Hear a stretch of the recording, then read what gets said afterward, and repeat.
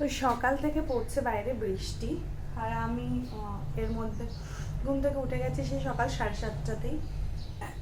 তারপর বিছানা টিছানা ক্লিন করে এবার এবার ওকে খাওয়াবো। আর এই অবস্থাতেই ওর পাপা চলে গেছে। তখন আরও বৃষ্টি পড়ছিল, মানে দাঁড়ানো যাচ্ছিল না, জানলার ধারে এত বৃষ্টির ছাট আসছিল। সেই অবস্থাতে ওর পাপাকে যেতে হয়েছে কাজে। আমরা বাড়িতেই রয়েছি, আর এই অবস্থা এখন ওয়েদারের। চলো তোমাদের সাথে রাস্তাটা বাইরেটা একবার শেয়ার করে আসি।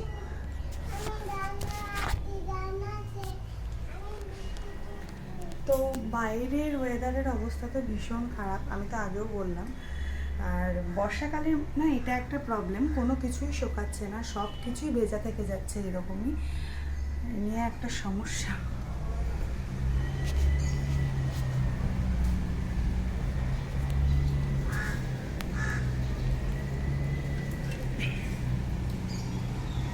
পুরো বৃষ্টিতে সব ভেজা,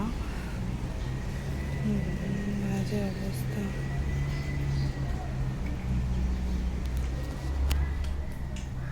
তো এই হলো কন্ডিশন, আমি তো বললামই সব কিছু ভিজে গেছে বৃষ্টি পড়াতে। আর তোমাদের ওখানকার ওয়েদার কেমন আমাকে কিন্তু জানাতে ভুলবে না। So tata.